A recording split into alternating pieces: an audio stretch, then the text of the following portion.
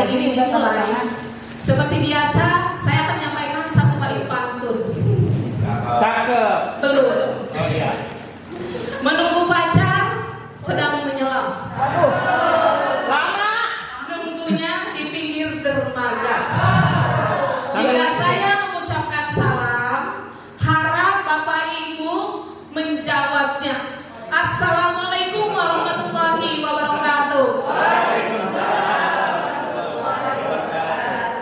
Alhamdulillahirabbil alamin wa bihi nasta'in ala umuri dunya waddin.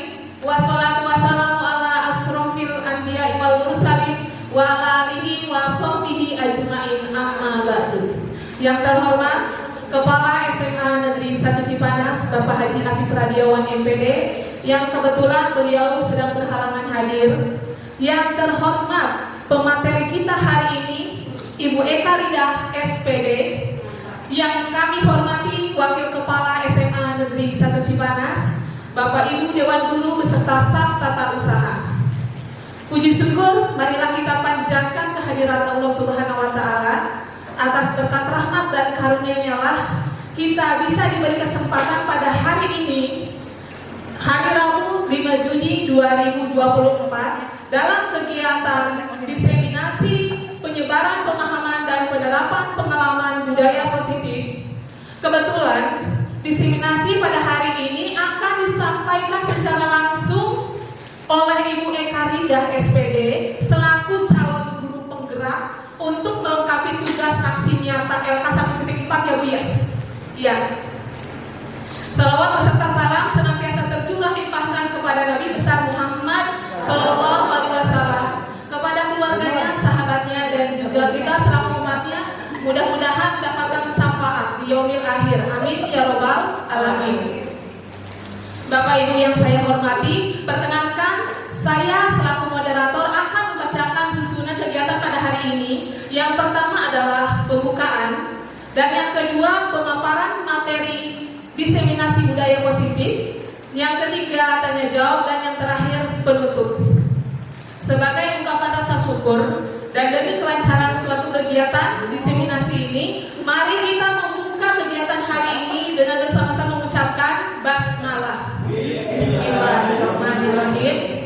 Selanjutnya pemaparan materi diseminasi budaya positif yang akan disampaikan secara langsung oleh Ibu Eka Ridah SPD. Kepadanya disilahkan.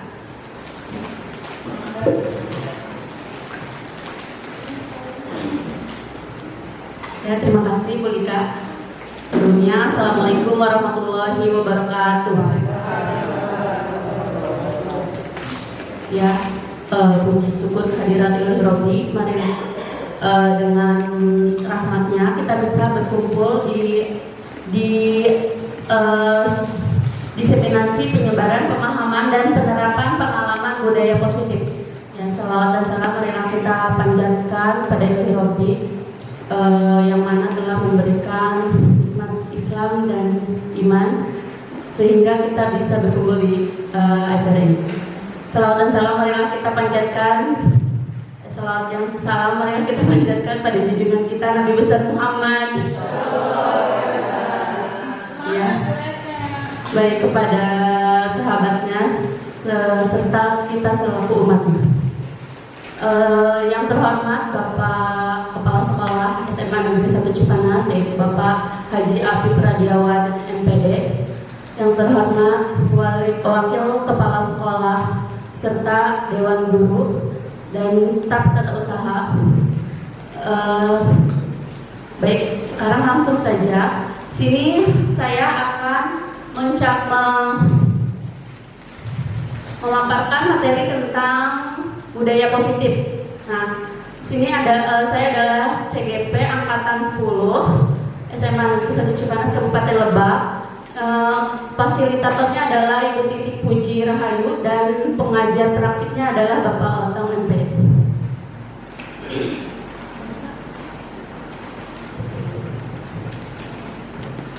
Nah, sebelum mulai, saya ingin bertanya dulu ke Bapak Ibu tentang setuju atau tidak setujukah ya.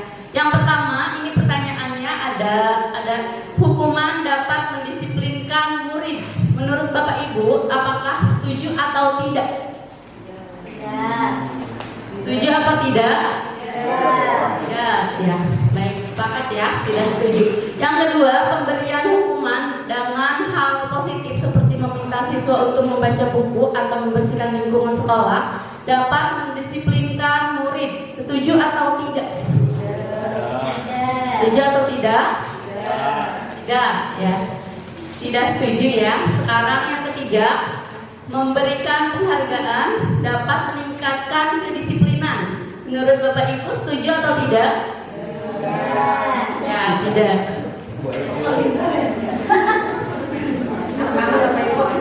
Boleh setuju, boleh tidak dong? Setuju. Setuju atau tidak? Tidak. Jadi jawabannya semuanya setuju atau tidak? Tidak ya, tidak setuju. Nah, kita akan bahas kenapa jawabannya tidak setuju.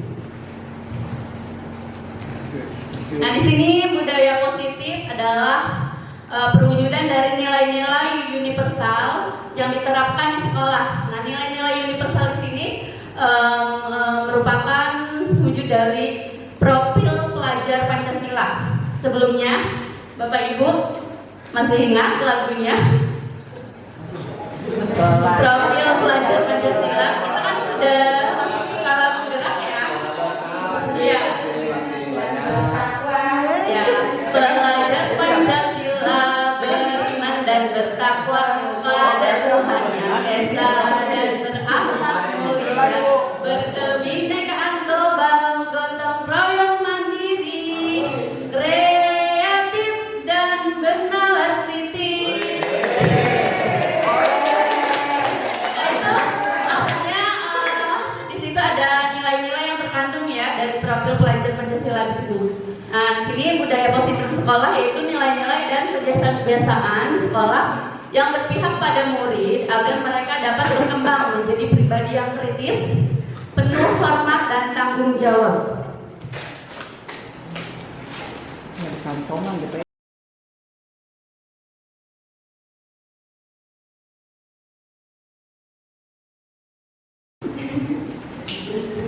Nah, ini konsep-konsep yang akan dipelajari nanti yang akan dibahas ada 7, dimulai dari disiplin positif sampai segitiga restitusi.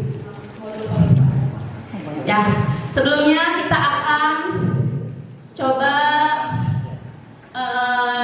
kegiatan ini dulu ya. Jadi perubahan paradigma. Kegiatannya adalah kepalkan tangan. Nah, di sini ada bisa berpasangan, boleh? Cari pasangan, ya. Nah, nanti saya akan membagikan secari kertas, ya. Nanti Bapak Ibu tulis di sini barang apa yang menurut Bapak Ibu berharga. Nah, nanti Bapak yang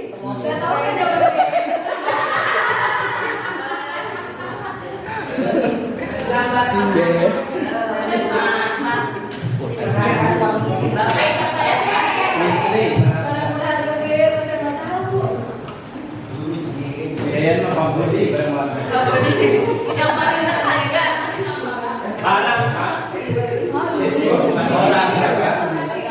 yang menurut Bapak Ibu barang atau benda yang paling berharga. Ya, silakan tulis di secari kertas itu. Ya, Belum dapat kertasnya Bu.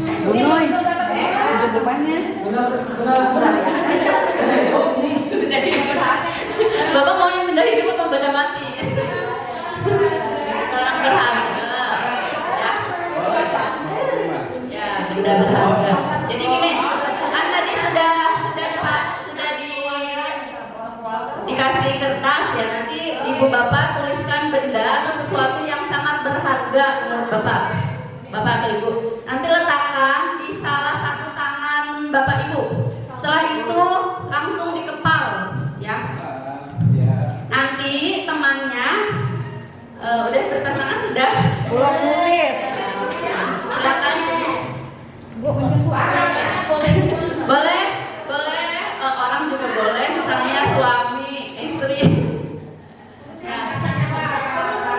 Kan di situ ada kata-kata sangat berharga, sesuatu yang sangat berharga.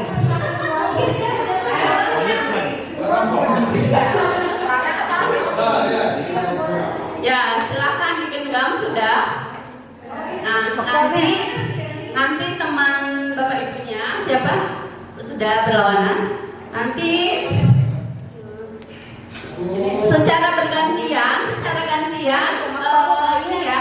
Jadi yang bagian A menggenggam, yang satu lagi nanti yang B-nya membujuk atau menyuap, menghardik, merayu. Silahkan berbagai cara untuk agar bisa membuka kepala temannya, gitu. Bisa coba dibayar, bisa dibayar berapa itu buat buka sampai buka kepalanya yang berharga, yang ibu bapak.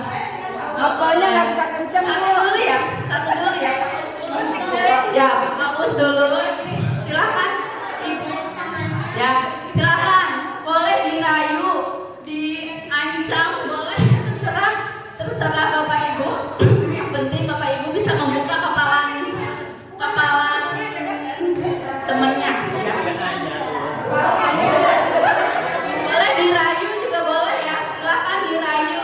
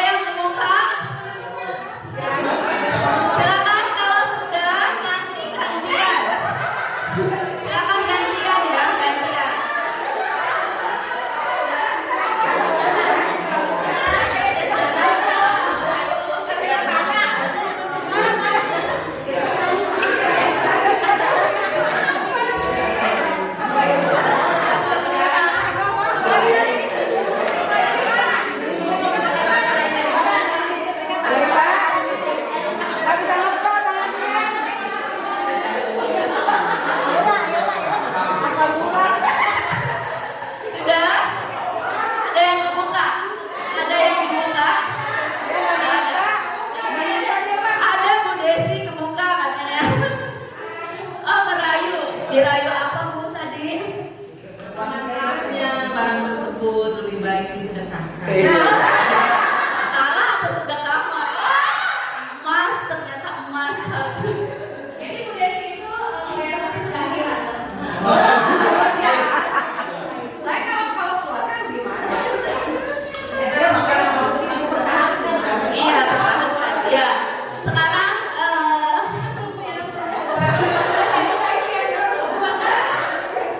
Ya, sekarang saya tanya, siapa yang bertahan untuk mengepalkan?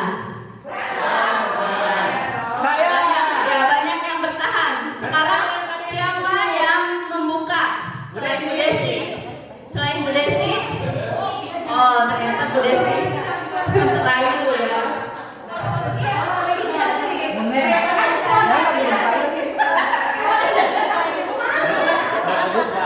Sudah. Sekarang saya mau bertanya. Sudah. Sekarang saya mau bertanya, siapa yang memegang kontrol? Siapa yang memegang kontrol kepala tangan Bapak Ibu? Ya, menurut Bapak Ibu silakan. Siapa?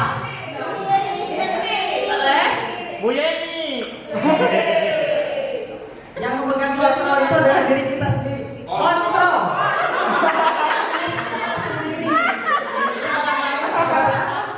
Jadi yang memutuskan apakah melepaskan ataupun mempertahankan adalah diri kita sendiri. Benar semuanya. Ya, jawabannya adalah diri kita sendiri. Nanti ada bahan keluarganya. Wajib. Silakan ya, kita akan lanjut.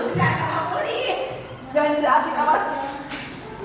Nah, di sini disiplin positif. Jadi untuk membangun budaya yang positif, sekolah perlu menyediakan lingkungan yang positif, aman, dan nyaman agar murid-murid mampu berpikir, bertindak, dan menciptakan dengan merdeka, mandiri, dan bertanggung jawab. Nah ini lazimnya disiplin berkaitan dengan kontrol ini, maksudnya yang mengontrol adalah guru ya. Nah di sini ada perubahan paradigma teori kontrol. Nah ini disebut ilusi kontrol.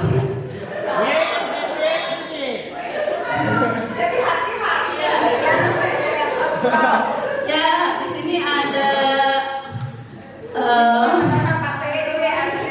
ya menurut Dr. William Glasser dalam kontrol teori ya berkembang dinamakan choice theory. Nah ini ada 4 ya. Yang pertama adalah ilusi guru mengontrol murid.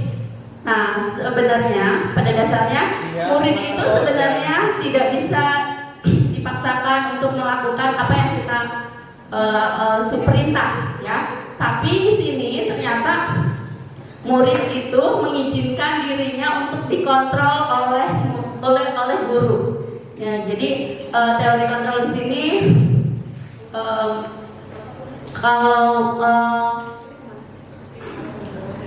jadi teori kontrol di sini menyebabkan jadi suatu tindakan itu memiliki tujuan tertentu.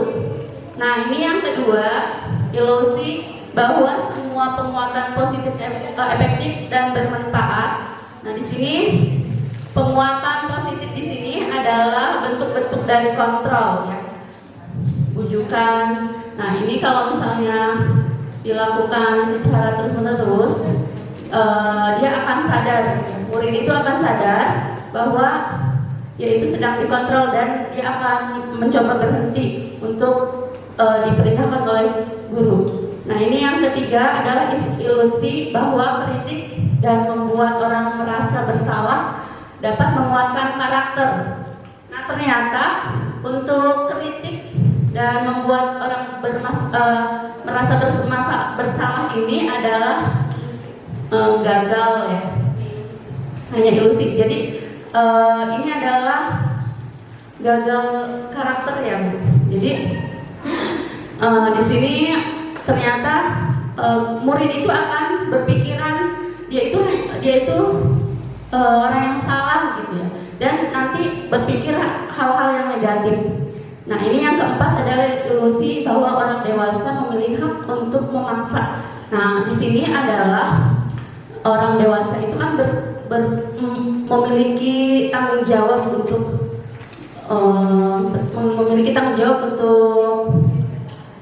untuk ini ya.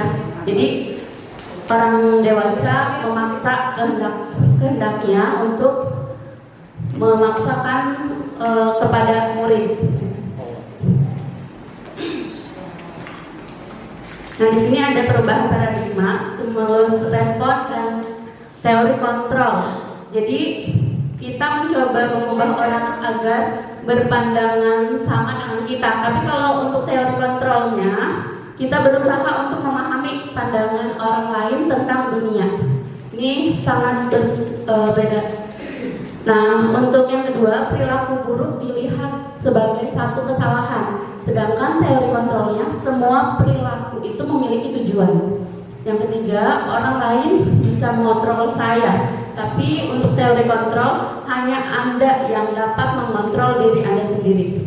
Yang keempat, saya bisa mengontrol orang lain. Tapi di sini teori kontrol, Anda tidak mengontrol orang lain. Selanjutnya, pemaksaan ada pada saat bujukan gagal. Tapi kalau untuk teori kontrol, kolaborasi dan konsensus ya. Konsensus itu adalah kerjasama, menciptakan pilihan baru. Sedangkan yang terakhir, model berpikir menang atau salah. Nah kalau di teori kontrol, model berpikirnya menang dan selalu menang. Pertanyaan yang kedua tadi. Yang mana? Bagian yang kedua, perilaku buruk, yang kan bagian di target. Yang kedua maksudnya di bawah itu, di perilaku buruk dilihat sebagai satu kesalahan. Contohnya siswa yogi itu aja di pelajaran gitu kan, atau mungkin siswa lain di pelajaran kita kadang-kadang ada yang selalu datang terlambat gitu ya. ya, karena ada sebuah kesalahan menurut sudut pandang kita. Nah, bagaimana Ibu menjelaskan bahwa ini semua sebetulnya adalah perilaku-perilaku yang memiliki tujuan? Mungkin itu aja. Ya, terima kasih Pak. Untuk perilaku buruk dilihat sebagai satu kesalahan ini, jadi sebenarnya nanti ini berhubungan dengan kebutuhan dasar manusia. Ya, nanti pembahasannya lebih lanjut Pak, ada kebutuhan dasar manusia. Jadi kita harus mengetahui alasan dari kenapa murid itu bisa tidur di kelas, mengapa bisa bermain aja pas bagian belajar. Nanti ada di bagian kebutuhan dasar manusia. Ya Pak.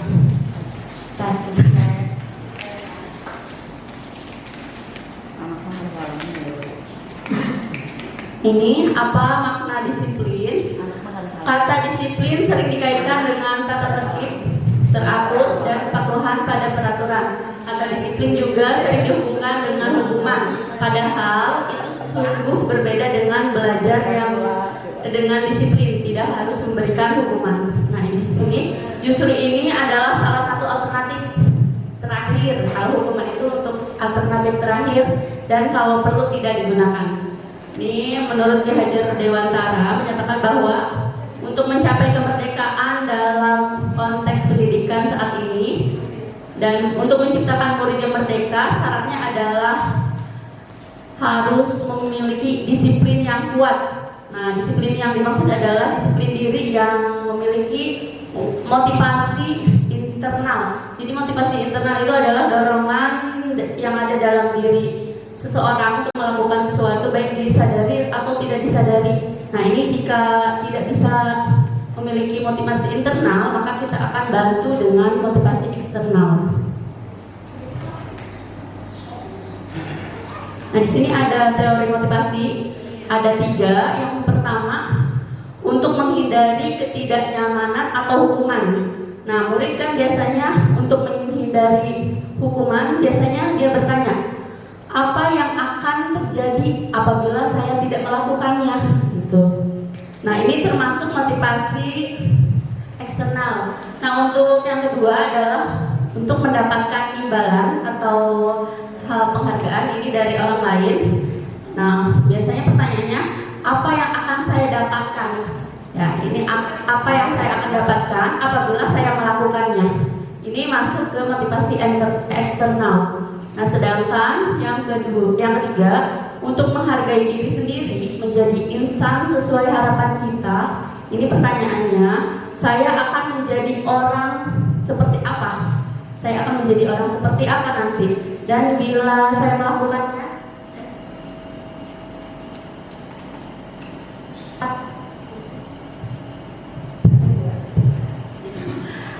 jadi ini masuk ke motivasi internal. Yang motivasi internal ini adalah tujuan yang disiplin positif. Jadi di antara 3 ini yang lebih memotivasi internal yang ini. Kita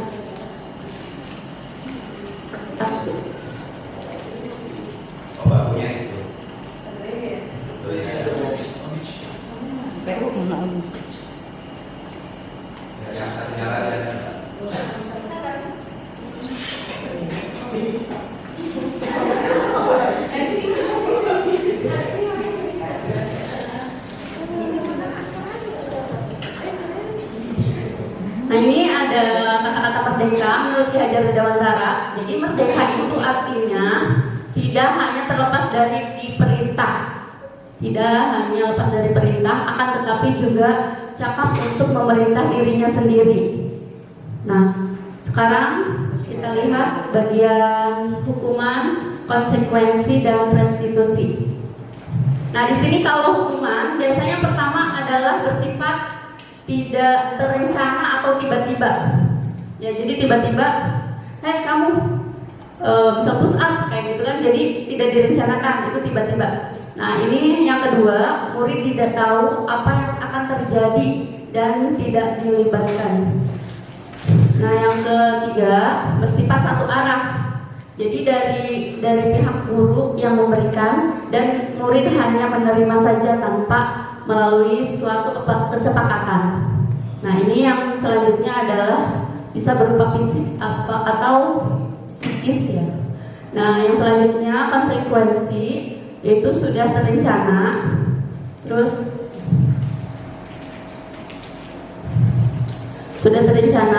sudah disepakati, disetujui oleh murid dan guru, dibuat oleh pihak guru dan murid sudah mengetahui sebelumnya. Nah, ini jadi konsekuensi yang akan diterima bila ada pelanggaran. Dan yang keempat, murid tetap dibuat tidak nyaman tapi dalam jangka waktu yang pendek. Nah, sekarang Bapak Ibu, untuk mengetahui apakah Bapak Ibu bisa membedakan hukuman dan konsekuensi, maka kita akan coba menjawab pertanyaan ini. Yang pertama, mencatat 100 kali di buku dengan kalimat saya tidak akan terlambat lagi karena terlambat ke sekolah. Menurut Bapak Ibu, ini masuk ke hukuman atau konsekuensi? Ya. Yang pertama adalah hukuman ya. Sekarang yang kedua, lari mengelilingi lapangan basket 2 kali karena terlambat hadir di sekolah. Iya, hukuman ya, karena satu arah, jadi tiba-tiba langsung ya. Yang ketiga, murid diminta untuk push up 15 kali karena tidak menggunakan masker ke sekolah. Hukuman kan. Terus yang keempat, menggantikan kertas tugas teman yang telah dicoret-coret. Ya, karena di sini ada kata-kata sudah melanggar ya, terus harus memperbaikinya. Ini yang yang selanjutnya, membersihkan tumpahan air di meja tulis karena tersenggol pada saat belajar. Ya, konsekuensi. Selanjutnya, murid disuruh untuk mengenakan sepatu seharian di sekolah karena tidak mengenakan sepatu hitam. Ayo. Murid disuruh untuk mengenakan sepatu seharian. Menanggalkan kalian itu membuka sepatu gitu ya. Iya, tidak menggunakan sepatu seharian karena tidak mengenakan sepatu hitam. Ya, hukuman ya, karena langsung satu arah. Nah, ini yang terakhir, lari mengelilingi lapangan basket 2 kali karena terlambat 10 menit untuk pelajaran PJOK. Konsekuensi ya, jadi ada ini ya, ada sanksi.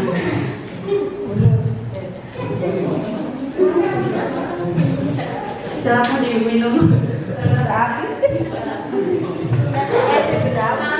Selanjutnya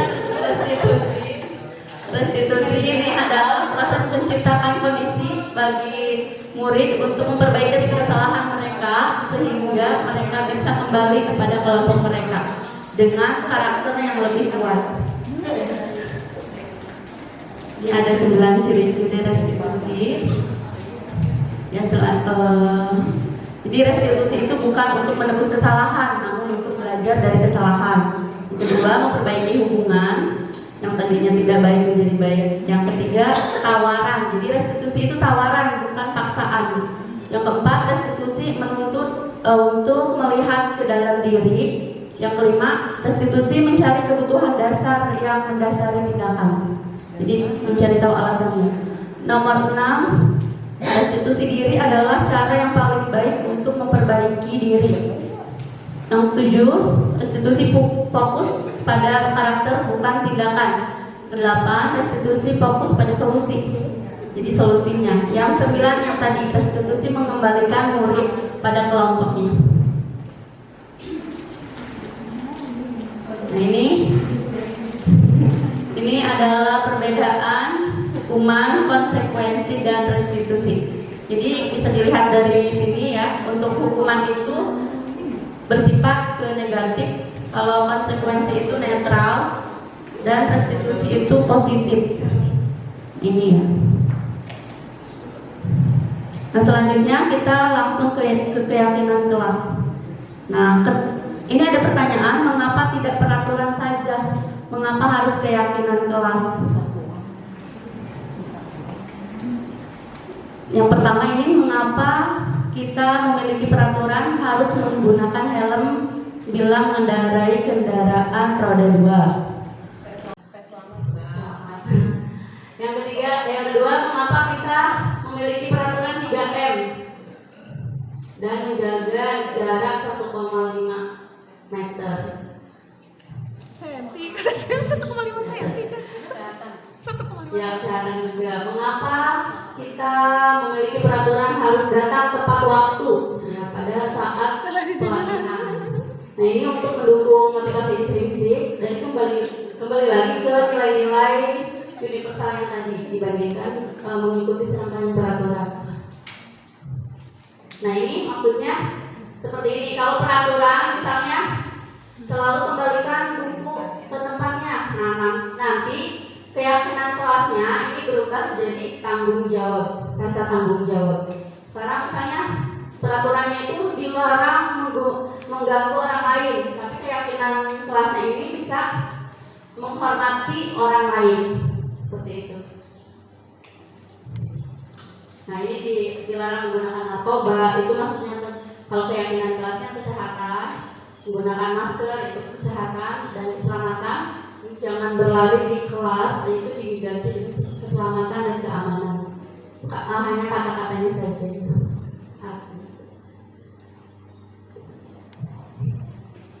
Ini yang pertama peraturan ya, peraturan kelas. Terus yang kedua keyakinan kelas. Lebih lingkupnya lagi, lebih besarnya lagi ke lingkungan positif dan akan terciptanya budaya positif. Ini keyakinan kelas. Jadi Bapak Ibu sudah melakukan keyakinan kelas? Sudah ya, sekarang sudah. Jadi keyakinan kelas itu sesuatu yang diyakini bersama yang berasal dari penyatuan pikiran untuk menjadi nilai-nilai kebaikan untuk diturunkan di kelas. Ini pembentukannya. Jadi pembentukannya itu ada. Jadi keyakinan kelas itu bersifat abstrak dari peraturan yang lebih rinci dan konkret. Terus keyakinan kelas berupa pernyataan-pernyataan universal yang kayak tadi misalnya hormat pada sesama. Nah, ini pernyataan keyakinan kelas senantiasa dibuat dalam bentuk positif. Jadi tidak ada kata-kata tidak, jangan kayak gitu, tidak, jangan dan seterusnya yang negatif kita akan ubah yang menjadi positif. Kalau misalnya jangan buang sampah sembarangan, diganti jadi apa Bapak Ibu? Jagalah kebersihan. Nah, ini keyakinan kelas sebenarnya tidak terlalu banyak, jadi bisa diingat oleh murid-murid. Nah, ini keyakinan kelas sebaiknya sesuatu yang dapat diterapkan di lingkungan tersebut. Dan semua warga kelas hendaknya ikut berkontribusi dalam perbuatan keyakinan kelas. Biasanya ini dilakukan pada awal tahun ya, Bapak Ibu. Nah, ini yang sudah saya terapkan di 10.8. Jadi anak-anak ini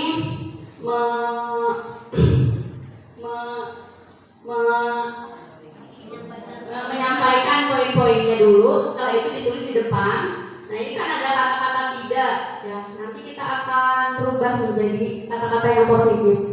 Nah, setelah itu ini contohnya. Jadi nanti jangan lupa Bapak Ibu, anak-anak itu harus menandatangani kesepakatan kelasnya di sini.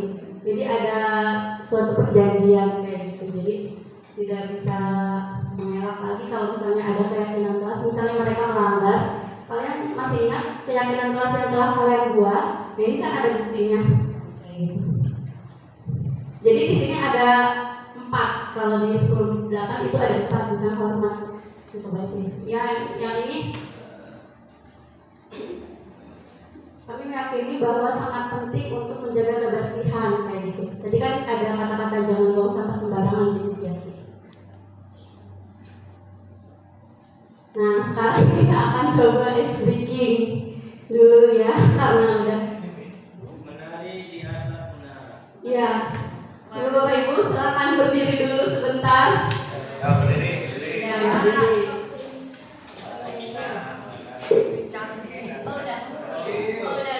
Udah tahu.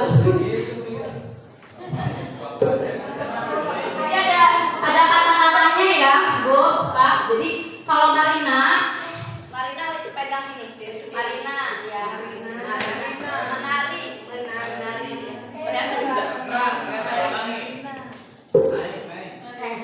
Marina menari di atas menara. Ya, di atas menara. Marina menari. Itu satu ya. Itu baru satu. Yang keduanya ada Mario. Ya, Mario. Kalau Mario gini. Mario menari di bawah menara. Di bawah menara. Mario menari. Coba bisa? Bisa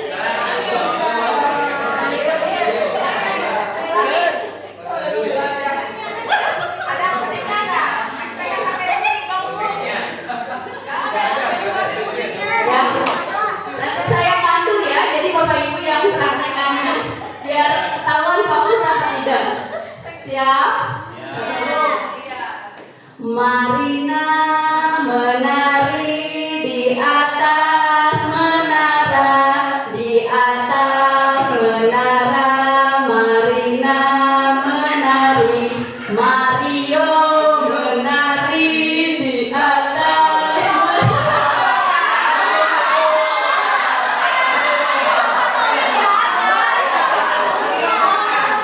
kata saya ikuti apa yang saya ucapkan. Jadi fokusnya ke yang pertama tadi. Ya, ulangi ya. Satu. Kalau yang fokus dikasih apa? Aduh, Supro masih banyak. Ya, Marina menari di atas menara, di atas menara. Marina menari, Mario menari di atas menara, di bawah menara. Mario menari. Fokus supaya nggak fokus.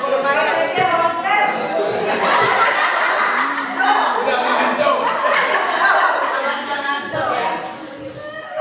Terima kasih. Menarik di mana Pak Teji? Menarik di mana Pak Teji?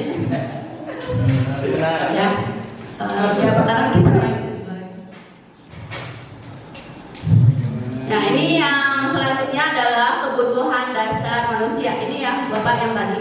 Jadi ada 5 kebutuhan dasar manusia. Yang pertama itu survival. Ada yang tahu artinya? Ya, bertahan hidup ya. Kalau bertahan hidup itu berhubungan dengan apa? Makan ya. Ya, makan pokok ya. Makan. Ya, rumah yang disebut. Versi. Menikah boleh. Ada kode. Nah, apa menikah? Menikahnya gimana juga mudah dulu. Sekarang selanjutnya ada belonging. Ya, ini adalah hati-hati, berarti berhubungan dengan apa? Desi berhubungan dengan apa? Lihat nih ada yang iya. Ini kasih sayang ya, kasih sayang. Jadi kasih sayang ini berhubungan dengan keluarga, pasangan, teman, kayak gitu. Nah, selanjutnya ada pan. Pan itu apa? Pan itu Bukan sifat ya. ya kesenangan. Jadi dia pengen mendapatkan kesenangan ya, senang. Selanjutnya ada freedom. Ya, kebebasan. Dia pengen bebas. Makanya itu banyak yang manjat tembok karena dia pengen bebas. Nah, selanjutnya adalah power. Mario. Ya. Jadi penguasaan ya, penguasaan.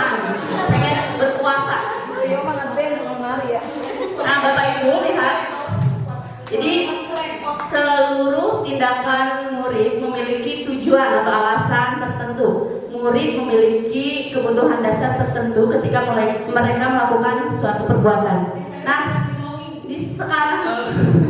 sekarang Ibu, Bapak lihat di sini ada kasus. Ibu Serin terima di SD Bintang Resmi 1 sedang bingung menghadapi ulah salah satu muridnya yang bernama Agus. Beberapa anak telah datang dan mengeluhkan Agus seringkali meminta bekal makan siang mereka dengan paksa.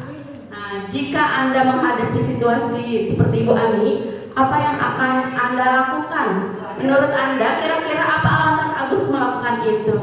Silakan Bapak Ibu. Boleh? Banyak kamu. Oh, iya. Seri maksudnya salah ketik. Ya, silakan boleh. Ada yang mau sharing? Kira-kira Pak Agus ini butuh apa ya? Butuh kesatian, Dipaksa kasih sayang. butuh kebebasan. Kenapa? Jadi dia bisa jadi dari rumah bawa bekal tapi nggak dia sukai. Iya. Terus satu ya. Boleh ada lagi? Menurut Bapak Ibu apa ada lagi selain kebebasan? Karena dia lapar.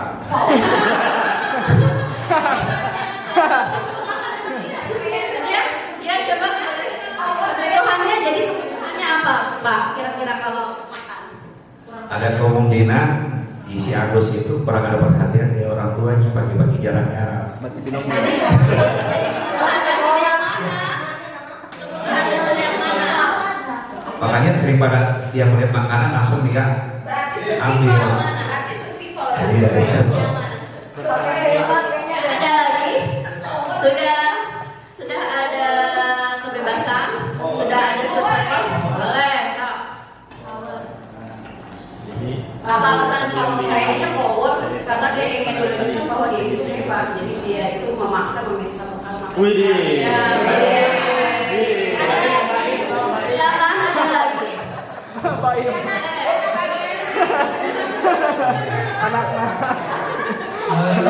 Anak apa ya? Bu, Agus ini, ya Agus ini kan anak orang miskin ini. Orang miskin.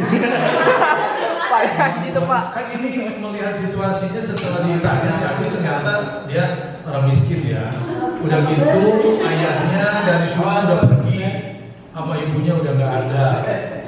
Jadi dia nggak sempat membawa makanan atau apapun dari rumah. Dia melihat ada orang lain ya. Jadi untuk bertahan hidup berarti di bagian survival tuh ya. Dan kebutuhannya di situ sebetulnya untuk bertahan aja supaya saya bisa hidup terus, berarti harus makan. Kebetulan yang ada di teman-temannya kan gitu. Nah bisa jadi itu alasannya. Karena itu gitu, di rumahnya nggak ada yang membuatkan dia makan siang, gitu ya. Nyambung sedikit dari Pak Uus, bisa juga freedom itu bebas karena emaknya sama ayahnya pergi dari pagi.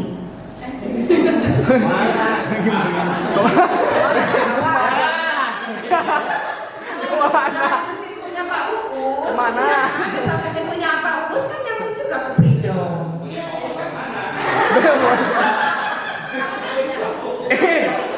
Irma.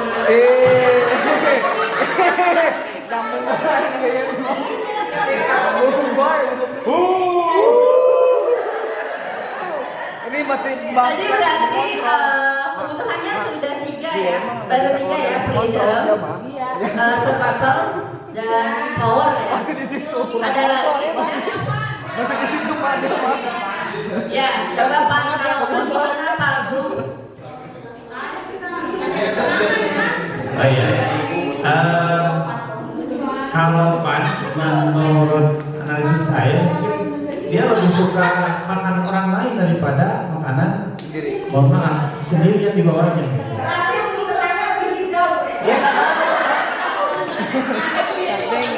Saya menyebutkan seperti itu ya. Nggak mau salahin. Disalahin. Berarti ada yang belum satu lagi. Apakah masuk? Menurut Bapak Ibu satu lagi? Kalau ini bisa juga masuk mungkin untuk cari perhatian dari guru. Jadi akhirnya Ya, teman-temannya bisa. Ya, berarti kelima kebutuhan dasar ini bisa jadi ada alasan tertentu ya. Nah, kita akan lihat lanjutkan. Nah, ini jawabannya. Ya, yang pertama. Nah, jadi Agus ini karena ia lapar dan orang tuanya tidak membawakan bekal singgah, maka kebutuhannya bertahan hidup. Itu survival yang tadi ya. Yang kedua, apabila jawabannya karena ia senang temannya, jadi memperhatikan dia, maka kebutuhannya adalah cinta dan kasih sayang atau belonging. Yang ketiga, apabila jawaban Agusnya dia merasa hebat karena temannya jadi takut. Nah, di sini takut adalah masuk ke penguasaan ya. Takut dan menuruti keinginannya. Nah, yang keempat adalah apabila jawaban Agus dia merasa bosan dengan bekalnya yang tadi ya. Bekal-bekal yang dibawakan ibunya karena selalu membawakan bekal yang sama. Jadi kebutuhannya adalah kebebasan. Ya, dia ingin memilih. Selanjutnya apabila jawaban Agus karena iseng saja dan dia menikmati ekspresi wajah temannya. Nah, ini karena ya ini karena senang gitu ngeliat ini kayak Gus Herli gitu ya. Gus Herli kan sering kita bercandain gitu karena kita senang gitu lihat wajahnya ya kayak gitu ya. Ini boleh tipis ya, tidak cuma hanya bercanda ya kayak gitu.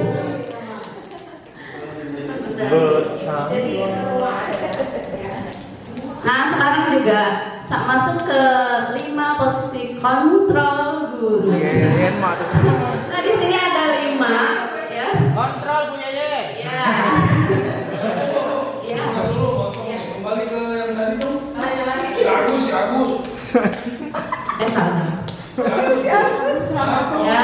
Ibu menjawab. Karena kan tadi ada pertanyaan, coba kembali ke pertanyaannya. Ibu mohon Ibu menjawab. Jadi sebetulnya apa yang harus dilakukan oleh Ibu Sherin, bukan Ibu Ani ya, Ibu Sherin. Kira-kira menurut Ibu kalau sebagai Ibu Sherin akan melakukan apa? Kalau ternyata kebutuhan dasarnya itu, silakan Bu Mama. Iya Bu, Pak. Jadi gini, kan sebelumnya kita harus bertanya dulu kepada Agusnya, itu Pak. Kalau misalnya, makanya di sini jawabannya itu kan ada kata-kata apabila jawaban Agus gitu. Jadi kita juga belum tahu di sini. Kalau Agusnya nggak mau jawab gimana Bu? dia ada setia Itu kalau jawabannya begitu. Kalau tidak menjawab, Kiai. masa jawabannya Rukiah? Iya, ini Bu Isra itu ada anak juga. Kalau konselor Yesus Jessica. Allah itu yang Yasin mengakhiri hidup. Apa ya?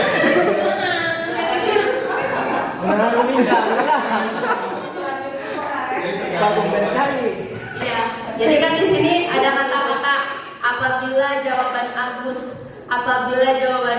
Jadi kan kita belum tahu ini jawaban Agus itu yang mana. Jadi kita pertama itu mencari tahu alasannya.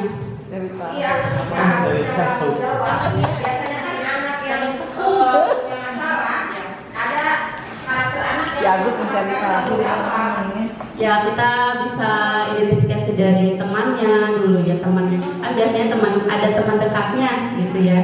Jadi kita bisa nanya-nanya dulu, setelah itu kan Kuya-kuya. ada Saya introvert loh, so biar pada nanti. Tanya dulu BK. langsung ini aja. Iya, orang tua juga ya. Kita harus menghadiri Orang tuanya diharap belum bisa dipanggil. ada wali. Karena mereka mendaftar ke sini pasti ada walinya, Pak.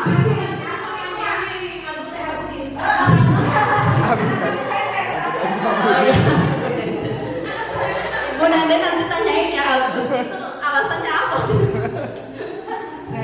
Ya seperti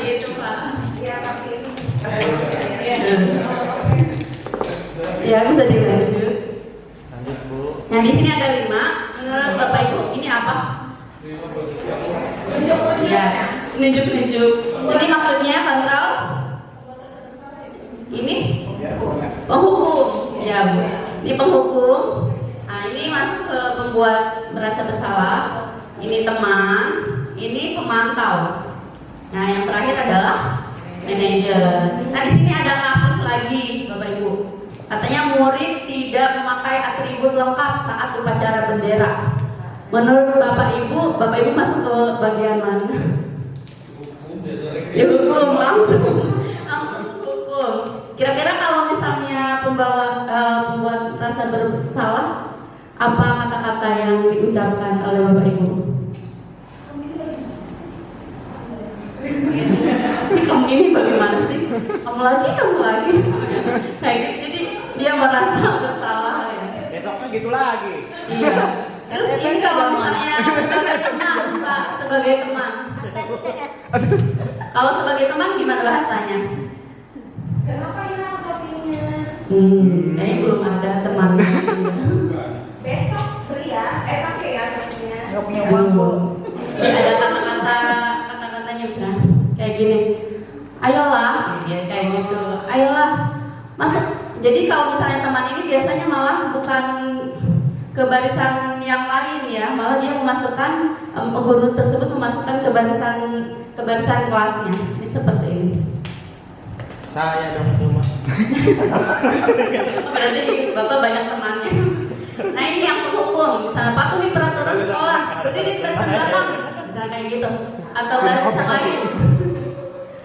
Nah ini yang kedua, merasa bersalah. Ini kata-katanya, berapa kali ibu bilang yang sama kamu, berapa kali ibu bilang sama kamu, ibu kecewa sama kamu. Ini ada kata-kata kecewa, jadi dia merasa bersalah. Nah ini teman, untung ada ibu. Iya, jadi ada kata-kata, kamu lagi, jangan gitu dong.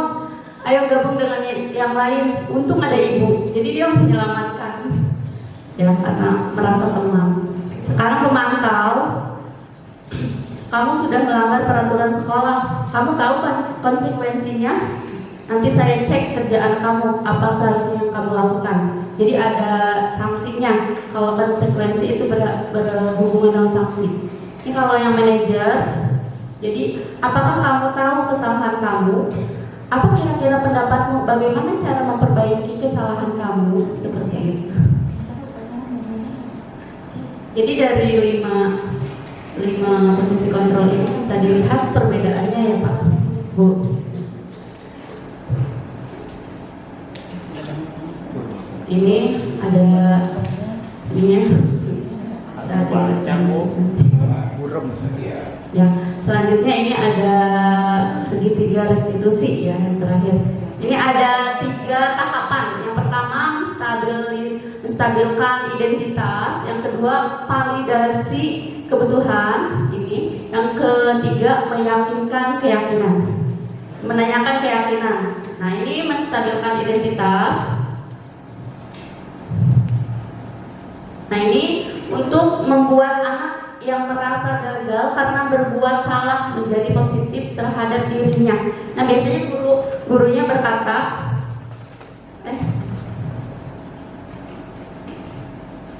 nah ini katanya berbuat salah itu hanya hal yang manusiawi yang seperti itu. Tidak ada manusia yang sempurna. Bapak Ibu juga pernah buat salah kayak gitu. Selanjutnya validasi kebutuhan. Nah ini biasanya membantu murid mengenali basicnya atau kebutuhan dasarnya atau alasan kenapa dia melakukan hal tersebut. Nah ini biasanya guru menanyakan, kamu bisa saja kan melakukan hal yang lebih buruk, tapi kamu tidak melakukannya kan? Seperti itu. Kamu pasti punya alasan mengapa kamu melakukannya. Apa yang penting bagi kamu, dan selanjutnya. Selanjutnya ketiga adalah menanyakan keyakinan. Nah ini jadi anak melihat kesalahannya nanti dihubungkan dengan nilai-nilai yang telah diyakininya. Nah ini guru biasanya menanyakan apa nilai yang kita percaya di kelas. Nah, itu berhubungan dengan keyakinan kelas. Kamu ingin jadi anak seperti apa? Kelas yang ideal itu seperti apa? Seperti itu. Mina tidak terima Adalah contoh. oleh temannya. Ia marah dan tidak bisa menahan emosi. Di sini ada contoh.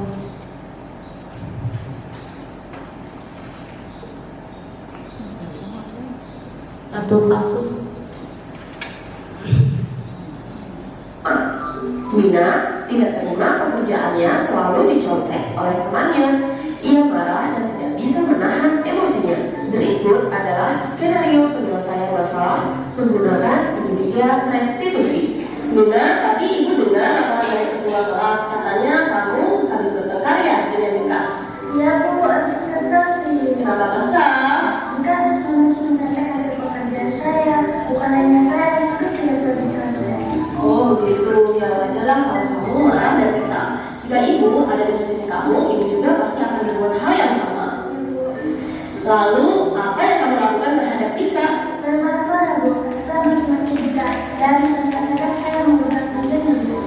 Oh begitu, pasti kamu berbuat seperti itu ada alasannya ya? Ya Bu, masa saya diam saja, saya sudah susah payah mengerjakan soal. Tapi Nika yang mencontek, tidak mau berusaha sendiri.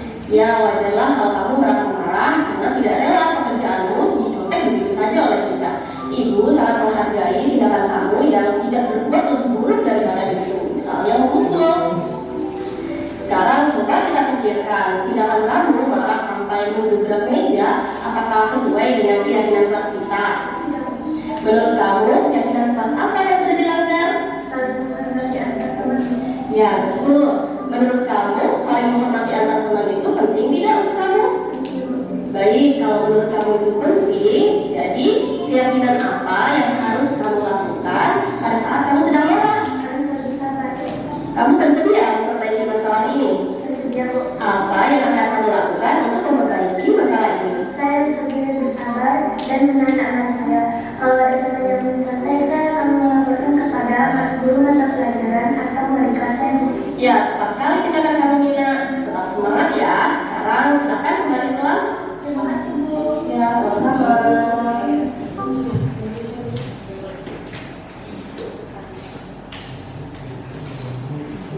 Nah, itu tadi contohnya. Nah, ini adalah semuanya ya, gabungan dari yang tadi. Jadi disiplin positif itu terdiri dari teori kontrol dan tadi. Nah, ini 5 kebutuhan dasar manusia, 5 posisi kontrol, terus teori motivasi, dan yang terakhir keyakinan kelas dan segitiga restitusi.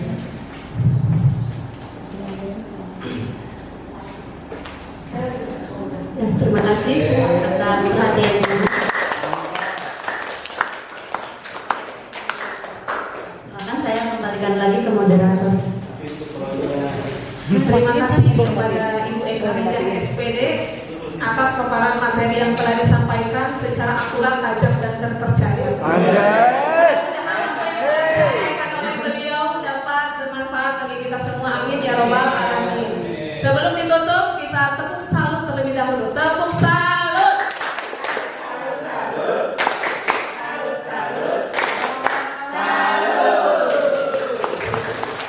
Demikianlah serangkaian acara kegiatan diseminasi pada hari ini. Kurang lebihnya mohon maaf. Mari kita sama-sama menutup kegiatan hari ini dengan mengucapkan hamdalah. Saya selaku moderator pamit undur diri. Wabillahi taufiq wal hidayah. Wassalamualaikum warahmatullahi wabarakatuh. Sallallahu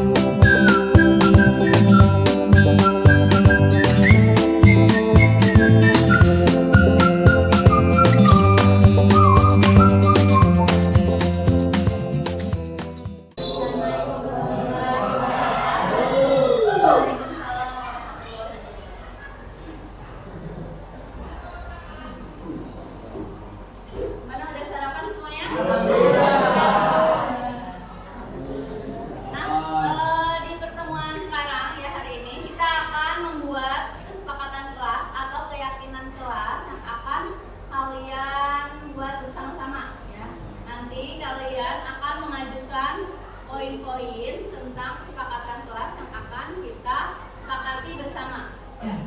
Sekarang Ibu minta sekretaris ya? Sekretaris nanti tolong tuliskan poin-poin yang ditentukan oleh teman-teman. Siapa lagi? Kak Salman. Tidak terlambat. Berarti jangan ada yang terlambat gitu ya?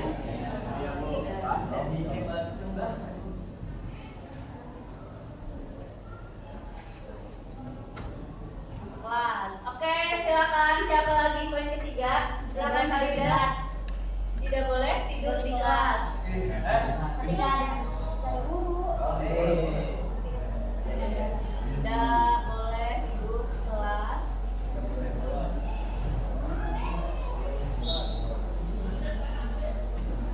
Ketika KBM kali ya, ketika belajar kan, pas selama pembelajaran.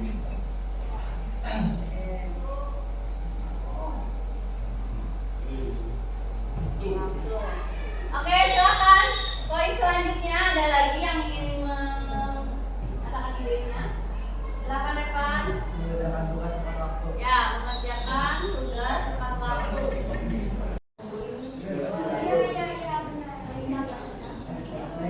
Silakan. Ada lagi yang ingin mengeluarkan idenya? Tidak mau mengguli. Ya, silakan. Tidak menggunakan HP di saat video sekolah. Ya, tidak menggunakan HP ketika KBM. Apa gimana?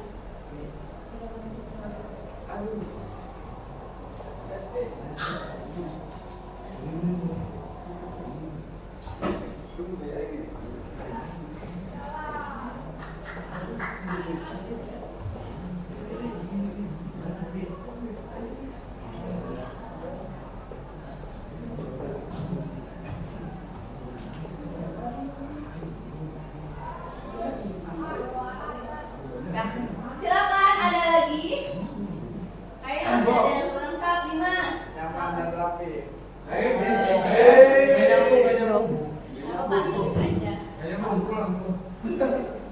Kelas nyaman dan rapi.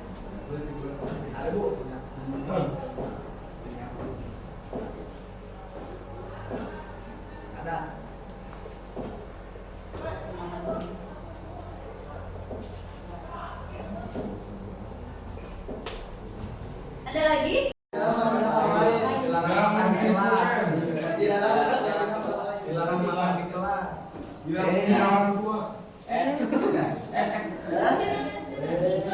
Ini bagian menghormati dan menghargai nggak ada ya? Iya, belum. Menurut kalian penting nggak? Penting. Kenapa nggak dimasukin?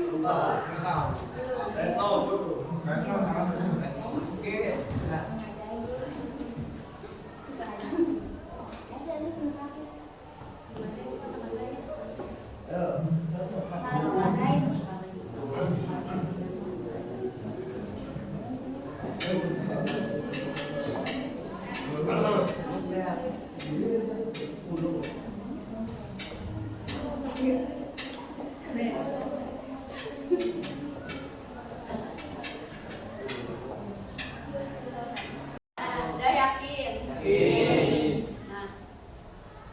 Nah, perhatikan karena kita adalah akan menerapkan budaya positif ya. Jadi kalimat yang dipakai adalah kalimat positif. Ya, menurut kalian apakah nomor 1 sudah positif? Kalau yang positif itu kayak gimana sih? Baik. Kalau ada kata-kata tidak menurut kalian positif tidak? Positif tidak? Negatif. Negatif ya. Jadi kita harus mengganti kata, hanya mengganti katanya saja, tapi intinya akan sama. Coba menurut kalian nomor 1, sampah-sampah ini nanti ada kaitannya nggak dengan yang lainnya? Kita akan kelompokkan poinnya ya. Silakan lihat nomor 1, poin 1, temennya sama yang mana? Ada nggak temennya kalian? 6 ya, kerapihan. Ya. Ya. Ya. Nah, berarti nanti ini akan 1 poin aja. Stop di Ya. 1 kali 5. Disiplin. Ya, disiplin waktu ya. Berarti.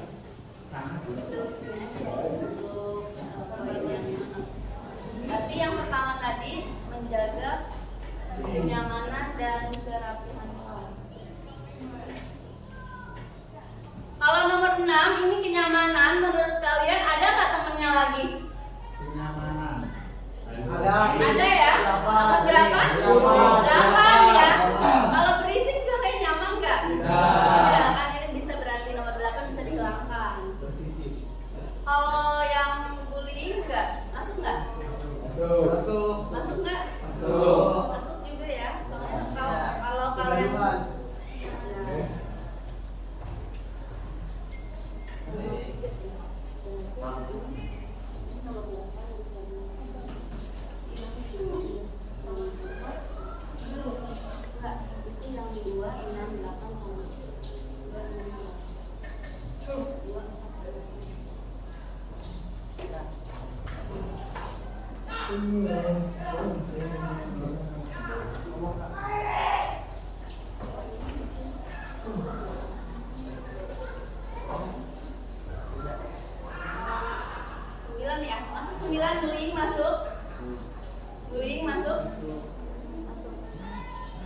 apa mau dipisahkan saja tentang bullyingnya? Bisa aja.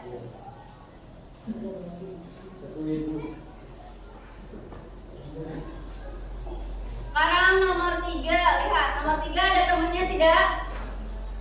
Nomor 3 Tidak ada. Ada 10. Iya, benar ya, nomor 10. Karena kalau misalnya kalian hidup, berarti kalian tidak menghargai. Gitu ya. Nomor 3 dan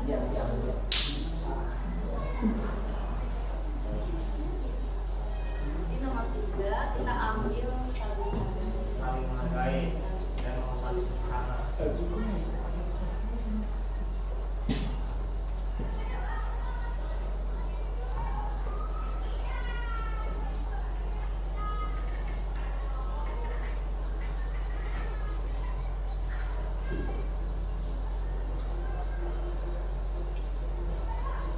Sekarang nomor 5 ada temannya tidak?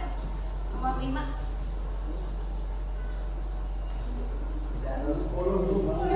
iya, sebenarnya masuk ke 10 juga ya. Soalnya kalau kalian menggunakan HP juga kalian tidak menghargai. Berarti nah ini nih yang bolos, ini ada temannya nggak? Nggak ada. Berarti ditulis aja apa gimana? Tulis. Berarti bahasanya jangan dilarang, ayo. Jadi harusnya apa? Kalau dilarang itu masuk ke negatif, sedangkan kita harus pakai kata yang positif. Ya? Jangan sama. Jangan tidak itu sama ya. Itu negatif semuanya. Kira-kira apa? Dilarang bolos. Pulang. Nggak boleh. Kalau pulang tepat waktu berarti itu masuk ke disiplin. Disiplin. Berarti iya. Iya berarti. Iya benar kan? Iya. Kalau misalnya kan ini dilarang bolos, berarti kan ini hubungannya dengan waktu. Berarti ya udah berarti buatin aja yang dilarang bolos. Lu temennya sama ya. Sekarang ini yang terakhir nih, yang sering dilakukan. Menurut kalian ini bahasa positifnya menurut kalian apa? Mengejek. Basi.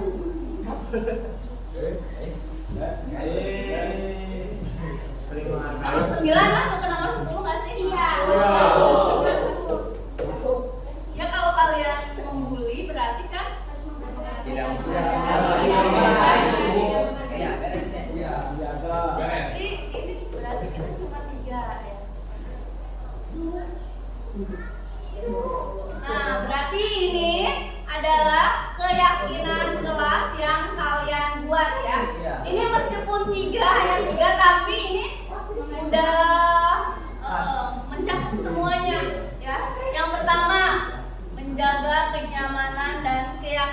kerapinan kelas ya, bukan keyakinan. Kerapinan. Karil. Kerapinan.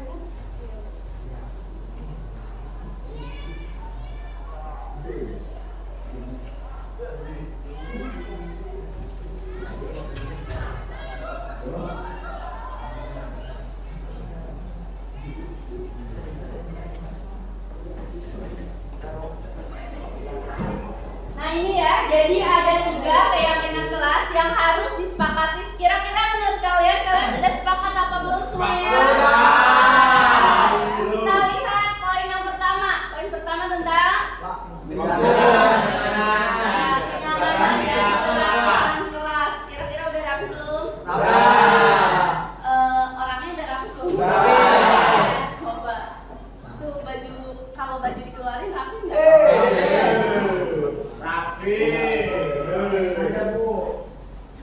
Nah, jadi ini untuk kerapihan selain di kelas, untuk kelasnya ya, berarti orangnya juga tentang bajunya,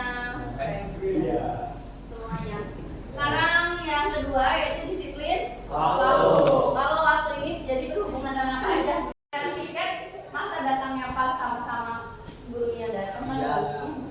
Ya, lihat waktunya. Sekarang nomor 3, saling menghargai antar sesama.